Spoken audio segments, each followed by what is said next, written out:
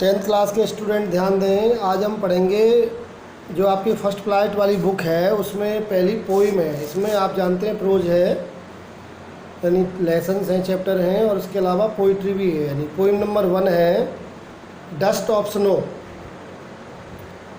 Dust जानते हैं धूल, कण, और स्नो जानते हैं बर्फ़ जो प्राकृतिक होती है। बर्फ़ एक जो फ्रीज में जमती है उसको हम आइस कहते हैं, और जो पहाड़ों पे जो प्राकृतिक बर्फ़ होती है उसको हम स्नो कहते हैं। तो रॉबर्ट फ्रॉस्ट नाम के कवि ने ये लिखी है कविता। रॉबर्ट फ्रॉस्ट ऐसे कवि हैं जो आसान भाषा में छोटी छोटी कविताएं लिखते हैं। तो बहुत छोटी कविता है, आसान भाषा में लिखी हुई है, आसानी से समझ में आएगी। ध्यान दें। द वे तरीका, एक रॉ एक कौवा, शोक डाउन हिला दिया, ऑन मी मुझ पर, डस्ट ऑफ स्नो बर्फ़ के छोटे छोटे कण, फ्रॉम ए हेमलॉक ट्री एक हेमलॉक के पेड़ से। हेमलॉक ट्री एक प्रकार का पेड़ है जो हमारे इलाके में नहीं पाया जाता, और ये नशे का पेड़ होता है। आप अपने यहाँ की भाषा में धतूरा कह सकते हैं। इस बात से कोई फर्क नहीं पड़ता कि उसका नाम क्या है पेड़ का, आप हेमलॉक ही कहिए। हेमलॉक पेड़ पर जो बर्फ़ जमी हुई थी, एक कौवा आया, उसने जिस तरह से उस पेड़ को गिराया, उस पेड़ को हिलाया, शोक किया, शोक में हिलाना, शेक की सेकंड फॉर्म है। जिस तरीके से कौवे ने पेड़ को हिलाया, तो पेड़ के हिलने से जो पेड़ पर बर्फ़ जमी हुई थी, जो डस्ट ऑफ स्नो थी, वो मेरे ऊपर आकर गिरी। बर्फ़ के कण कवि के ऊपर गिरे। शायद कभी पेड़ के नीचे बैठा होगा, जिस इलाके की कहानी है, कविता है, जहाँ से कल्पना की गई है, वहाँ पर बर्फ़ जमी होगी पेड़ पर। कोई कौवा आया होगा, कौवे ने उसको पेड़ को हिलाया होगा, और वो कवि के ऊपर। कवि ने कहा कि जिस प्रकार से कौवे ने उस पेड़ को हिलाया, हेमलॉक ट्री को हिलाया, उस पर जमी हुई जो डस्ट ऑफ स्नो थी वो मेरे ऊपर आ गिरी। अब जब कवि के ऊपर डस्ट ऑफ स्नो गिरी तो उससे क्या हुआ, उसका कवि पर क्या असर हुआ, वो अगले स्टेंजा में, अगली लाइनों में बताएगा। 2 स्टेंजा है इसमें, 4 लाइन का स्टेंजा है। दूसरे स्टेंजा में कवि क्या कहता है, इस चीज़ ने, इस घटना ने, has given my heart A change of mood. इस घटनाक्रम से मेरा मूड चेंज हो गया।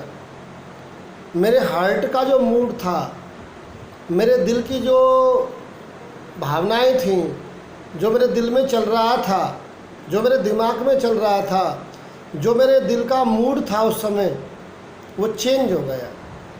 चेंज हो गया तो इसका मतलब पहले जो मूड होगा, पहले क्या मूड था और अब क्या मूड हुआ है, वो लास्ट की 2 लाइनों में इस कविता का सार भी है। मूड चेंज, कैसे मूड चेंज हुआ और मूड पहले कैसे था और अब कैसे हुआ, वो आपको समझने की आवश्यकता है।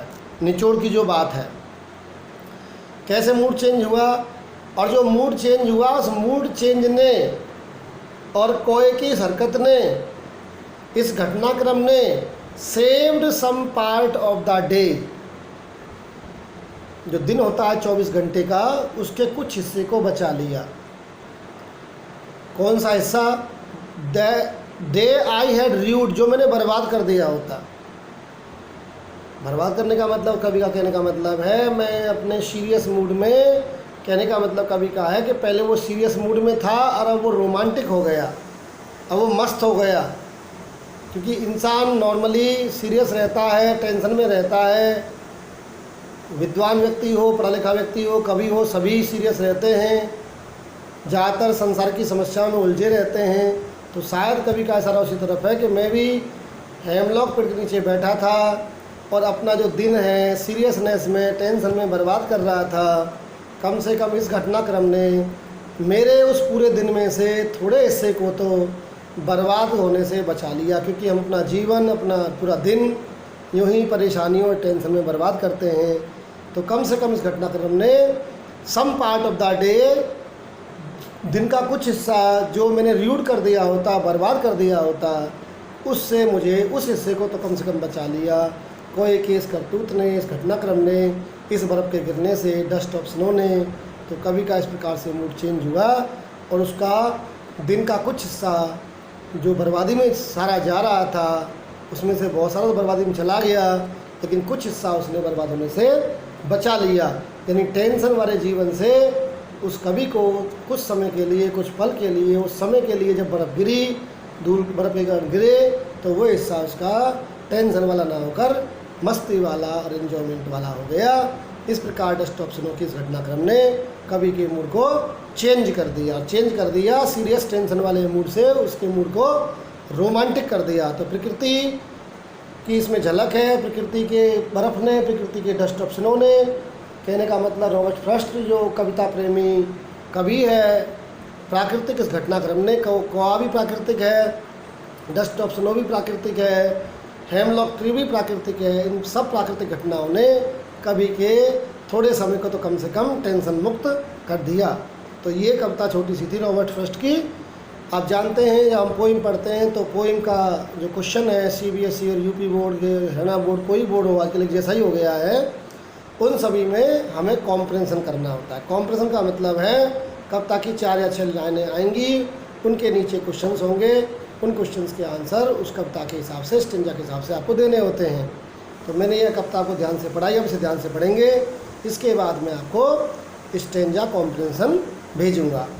शॉर्ट क्वेश्चंस भी हैं इसके पीछे, तो CBSE बोर्ड वाले स्टूडेंट शॉर्ट क्वेश्चंस भी कर सकते हैं। UP बोर्ड का अभी इस बार नया सिलेबस लगा है ये, तो पैटर्न आएगा कि शॉर्ट क्वेश्चंस आएंगे नहीं आएंगे, क्या UP बोर्ड में भी CBSE का पैटर्न रहेगा नहीं रहेगा। लेकिन एक बात पक्की है कि कॉम्प्रेंशन दोनों बोर्ड में ही आएंगे। तो अभी मैं इस कविता के कॉम्प्रेंशन भेजूँगा। शॉर्ट क्वेश्चंस तब लिखेंगे आप UP बोर्ड वाले बच्चे जब क्लियर हो जाएगा, इसलिए मैं अभी शॉर्ट क्वेश्चन भेजूँगा ही नहीं, क्योंकि अभी हमें UP बोर्ड का पैटर्न पूरी तरह से नहीं पता है। तो आपने कविता ध्यान से सुनी, आप वीडियो को रोक कर भी देख सकते हैं, कई बार देख सकते हैं। मैंने कई बार कहा है कि वीडियो का ये एडवांटेज भी है कि आप उसे जहाँ चाहे वहाँ रोक सकते हैं, रिपीट कर सकते हैं, कुछ हिस्सा रिपीट कर सकते हैं, यानी क्लास से भी ज़्यादा एडवांटेज ले सकते हैं। मैंने प्रयास किया कि मेरी आवाज़ साफ़ हो और आप तक स्पष्ट रूप से पहुँचे। Thank you.